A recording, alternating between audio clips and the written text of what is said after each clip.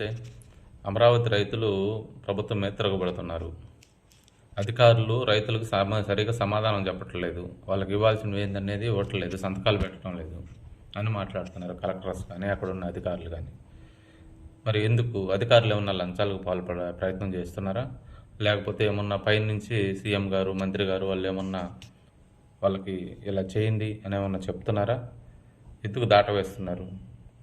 అధికారంలో ఉండి ఆ పని చేయకపోతే, అంటే ఈ ప్రభుత్వాన్ని అంత ఇష్టపడి గెలిపించుకొని గత ప్రభుత్వం ఉంటే మాకు అన్యాయం చేసిందని చెప్పి ఆయన మూడు రాజధానులు అని చెప్పి అటు ఇటు అని గేమ్లాడి వాళ్ళని నానా తిప్పలు పెట్టారు. వాళ్ళు పడిన బాధ మామూలుగా అంతా ఇంత కాదు.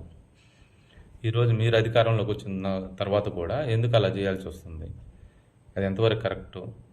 అసలు ఈ అమరావతి రాజధానికి చట్టబద్ధత ఉందా? చట్టబద్ధత లేక ఏమన్నా ఇవన్నీ చేయడానికి ఏమన్నా పెండింగ్ పడుతూ ఉన్నాయా? దేనికి పద్ధతి చేయించుకోలేకపోతున్నారు? గతంలో అంటే కుదరలేదనుకోండి.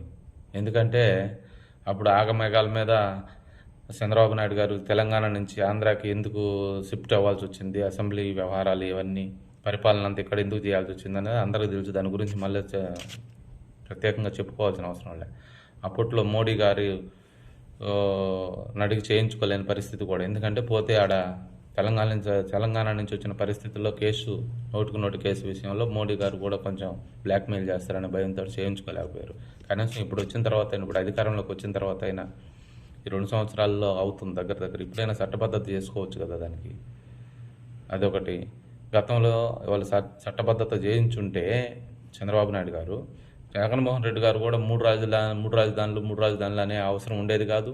పైగా జగన్మోహన్ రెడ్డి గారిని అందరూ ట్రోల్ చేశారు.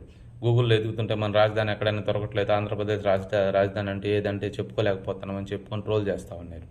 అంతకుముందే వీళ్ళు చట్టబద్ధత చేసి దానికి అధికారంగా ఉంటే అది మనకు ఉండేది కదా. అది ఏమన్నా ఉన్నాయేమో చూడండి. దానివల్ల చేయలేకపోతున్నారా? ప్రజలను అయితే ఇబ్బంది పెట్టదు, ఆ రాజధాని రైతులను అస్సలు ఇబ్బంది పెట్టదు దయచేసి.